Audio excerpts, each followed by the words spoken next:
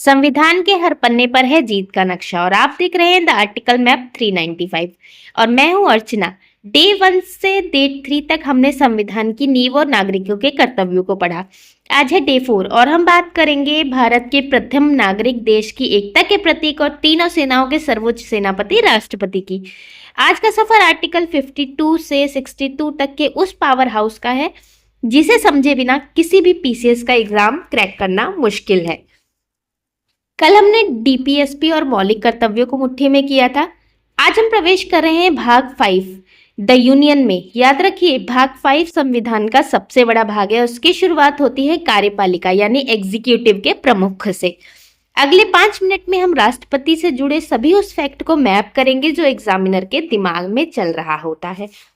तो चलिए हम सबसे पहले देख लेते हैं कि भारतीय संविधान के राष्ट्रपति के अनुच्छेदों में किस कैटेगराइज में इसे डिवाइड किया गया है।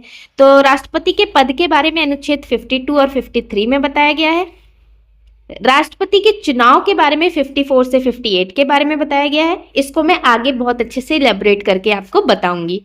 राष्ट्रपति की शक्तियों के बारे में 59 से 62 के बारे में बताया गया है।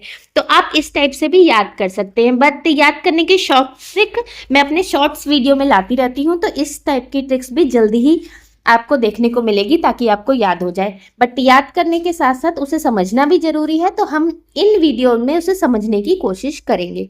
तो चलिए आगे देखते हैं। सबसे पहले हम देखेंगे राष्ट्रपति पद की स्थापना कैसे होती है। तो आर्टिकल 52 और 53 कहता है, 52 में कहा गया है भारत का एक राष्ट्रपति होगा जो कि संवैधानिक प्रमुख होगा। आर्टिकल 53 कार्यपालिका शक्ति राष्ट्रपति के अंतर्गत निहित होगी। आगे आर्टिकल 54, आर्टिकल 54 कहता है निर्वाचन मंडल द्वारा राष्ट्रपति का निर्वाचन किया जाएगा। अब निर्वाचन मंडल में कौन कौन से सदस्य होंगे, कौन नहीं हो सकते, इसके बारे में हम आगे की वीडियोस में चर्चा करेंगे। अब चुनाव प्रक्रिया के बारे में देख लेते हैं। तो निर्वाचन की नीति और पदावधि दी गई है आर्टिकल 56 से 58 के बीच में, जो कि हमने ऊपर बात की थी। तो आर्टिकल 55 में कहा गया है निर्वाचन की रीति जो कि आनुपातिक प्रतिनिधित्व प्रणाली और एकल संक्रमण मत द्वारा की जाएगी। अब ये जो मैं इस वाले जो हमारा आर्टिकल 395 का सीरीज चल रही है, इसमें सिर्फ मैं आर्टिकल के बारे में आपको बात कर रही हूँ ताकि आपको अच्छे से लर्न हो जाए। आगे ऐसी और भी सीरीज आने वाली है जिसमें एकल संक्रमण मत पद्धति क्या होती है, अनुपातिक प्रतिनिधित्व क्या होता है, राष्ट्रपति का निर्वाचन क्या होता है, महाभियोग कैसे लगता है, इसके बारे में भी हम डिटेल से चर्चा करेंगे अच्छे से, जो कि मेंस के पॉइंट ऑफ व्यू से बहुत ही इंपॉर्टेंट होगा। चलिए आगे देखते हैं अनुच्छेद 56। इसमें कहा गया है इसकी पदावधि के बारे में जो कि 5 साल की कही गई है। अब आर्टिकल 57 में कहा गया है कि पुनर्निर्वाचन, कोई भी व्यक्ति कितनी भी बार राष्ट्रपति बन सकता है, अमेरिका की तरह नहीं जहां केवल 2 बार राष्ट्रपति बनाया जा सकता है एक ही पर्सन को। आर्टिकल 62 में रिक्ति को भरना, पद पर रिक्त होने पर चुनाव करने के निर्धारित समय होता है कि 6 महीने के अंदर चुनाव हो जाने चाहिए। देखिए ये आर्टिकल लाइन से नहीं है, जो जिस इस प्रक्रिया से रिलेटेड है वो मैंने यहाँ पे बताया। 57 के बाद 62, क्योंकि ये सब चुनाव प्रक्रिया से रिलेटेड आर्टिकल्स हैं। आगे हम बात करते हैं योग्यता और शर्तों की। ये दी गई है आर्टिकल 58 में। निर्वाचन की अर्हताएं क्या होनी चाहिए, भारत का नागरिक होना चाहिए, 35 की एज होनी चाहिए, लोकसभा सदस्य बनने की योग्यता होनी चाहिए। अब आप मुझे कमेंट में बताइए कि लोकसभा सदस्य बनने की योग्यता क्या क्या होती है। चलिए आगे बात करेंगे आर्टिकल 59 के बारे में। तो इसमें पद की शर्तों के बारे में बताया गया है, जो कि संसद का ये सदस्य नहीं हो सकता और कोई लाभ का पद धारण नहीं कर सकता। आर्टिकल 60 में शपथ और प्रतिज्ञान के बारे में बताया गया है, जो कि संविधान के संरक्षण होना चाहिए, सुरक्षा होनी चाहिए, प्रतिरक्षण होना चाहिए। देखिए एक क्वेश्चन एग्जामिनर बार बार पूछ सकता है कि इन 4 ऑप्शनों में से कौन सा शपथ राष्ट्रपति नहीं लेता है।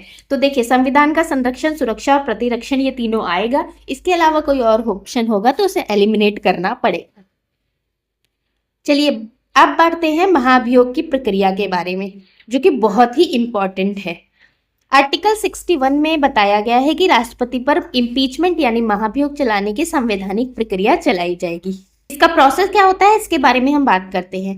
तो सबसे पहले आरोप लगाया जाएगा, संसद के किसी भी सदन में ये प्रस्ताव पारित किया जा सकता है, चाहे लोकसभा हो चाहे राज्यसभा। फिर उसके बाद जांच की जाएगी और जांच दूसरे सदन द्वारा आरोपों की जांच की जाएगी। मतलब एक सदस्य अगर उस प्रस्ताव को चलाएगा तो उसे दूसरे सदस्य जांच करेंगे। इसका पूरा एक प्रोसेस होता है जिसको हम वीडियो में बात करेंगे आगे। अब उसको पद से हटाया जाएगा, 2/3 बहुमत से उसे पद से हटाया जाएगा। अब राष्ट्रपति की और भी बहुत सारी विशेष शक्तियां होती है। ये तो हमने बात की आर्टिकल 52 से 62 तक के बीच, बट इसके अलावा भी राष्ट्रपति की शक्तियां होती है, विशेष शक्तियां, उसके बारे में बात करते हैं। तो सबसे पहले आर्टिकल 72 जो कि क्षमादान की शक्ति के बारे में बताता है। मृत्युदंड सहित सजा माफ करने या कम करने की शक्ति राष्ट्रपति के पास होती है। आर्टिकल 123 अध्यादेश जारी करना, संसद के सत्र में ना होने पर अध्यादेश जारी करने की शक्ति होती है, जो कि सेम एज जो संसद कानून बनाती है उससे बिल्कुल इक्विवेलेंट होता है। अनुच्छेद 143 परामर्श की शक्ति होती है। उच्चतम न्यायालय से कानूनी मामलों में परामर्श लेने की शक्ति होती है, बट वो परामर्श मानने को बाध्य नहीं होता कि उसे मानना ही पड़ेगा। आपातकालीन शक्तियां भी होती हैं राष्ट्रपति की, उसके बारे में कुछ चर्चा भी कर लेते हैं, बट आगे आने वाले अनुच्छेद में भी इस शक्तियों की बात करेंगे। तो अनुच्छेद 352 राष्ट्रीय आपातकाल, युद्ध, बाह्य आक्रमण और सशस्त्र विद्रोह की स्थिति में ये आपातकाल लगा सकता है राष्ट्रपति। आर्टिकल 356 राष्ट्रपति शासन लगता है। राज्य में संवैधानिक तंत्र विफल होने पर राज्य में राष्ट्रपति शासन लगता है। और आर्टिकल 360 इसमें वित्तीय आपातकाल लगा सकता है राष्ट्रपति अगर देश की वित्तीय स्थिरता और साख को खतरा होता है उसके उपलक्ष्य में। अब राष्ट्रपति के अतीत और वर्तमान की बात करते हैं। इसका मतलब हमारे देश के पहले राष्ट्रपति डॉक्टर राजेंद्र प्रसाद थे, जिन्होंने स्वतंत्र भारत में इस पद की नींव रखी थी। और वर्तमान में डॉक्टर मुर्मू हैं, जो कि 15वीं राष्ट्रपति हैं, अभी 2026 में ये कार्यरत। सबसे इंपॉर्टेंट बात पर चर्चा करते हैं, करंट अफेयर 2025-26 हालिया संवैधानिक घटनाक्रम जो कि राष्ट्रपति से रिलेटेड है। अब प्रेसिडेंशियल रेफरेंस 2025 सुप्रीम कोर्ट ने स्पष्ट किया कि राज्यपाल विधेयक को अनिश्चित काल तक नहीं रोक सकते हैं। तो ये बहुत ही इम्पोर्टेंट फैक्ट है। अब महत्वपूर्ण नियुक्तियों की बात करते हैं। तो नवंबर 2025 में न्यायमूर्ति सूर्यकांत को 53वें मुख्य न्यायाधीश के रूप में नियुक्त किया गया। किसने किया? ये नियुक्ति की हमारी राष्ट्रपति द्रौपदी मुर्मू ने। डिजिटल संविधान 2026 जनवरी 2026 में राष्ट्रपति ने नागरिकों के लिए डिजिटल संविधान के नए संस्करण को लॉन्च किया। अब आगे इसमें बात करते हैं। तो संविधान दिवस 2025 का संदेश जो कि 26 नवंबर को मनाया गया था, तो राष्ट्रपति मुर्मू ने अनुच्छेद 60 के तहत अपनी शपथ को दोहराते हुए संविधान के संरक्षण, सुरक्षा और प्रतिरक्षण पर जोर दिया। अब बारी है उन सीक्रेट की जो आपको टॉपर बनाएंगे, मतलब कि एग्जाम सीक्रेट फाइल की। तो सबसे पहला सीक्रेट है, राष्ट्रपति के चुनाव में राज्य की विधान परिषद के सदस्य वोट नहीं देते हैं, सिर्फ विधानसभा के निर्वाचित सदस्य वोट देते हैं। तो ये जब हम डिटेल में पढ़ेंगे तो करेंगे। सीक्रेट 2 है इम्पीचमेंट, यानी महाभियोग में संसद के मनोनीत सदस्य भी भाग लेते हैं जबकि वो चुनाव में वोट नहीं देते। ये सबसे कंफ्यूजिंग पॉइंट होता है, तो इसको अच्छे से आप लोग कर सकते हैं। सीक्रेट 3 की बात करते हैं। राष्ट्रपति अपना इस्तीफा उपराष्ट्रपति को देता है, जो इसकी तुरंत सूचना लोकसभा अध्यक्ष यानी स्पीकर को देते हैं। 2025-26 के संदर्भ में ये भी याद रखिएगा कि राष्ट्रपति की विवेकाधीन शक्तियों पर सुप्रीम कोर्ट की हालिया टिप्पणियां चर्चा में रही हैं। साथ ही आदिवासी प्रतिनिधित्व को लेकर राष्ट्रपति पद की गरिमा ने अंतर्राष्ट्रीय मंचों पर भारत की छवि को भी मजबूत किया है। तो आज के लिए डे 4 डन हो चुका है।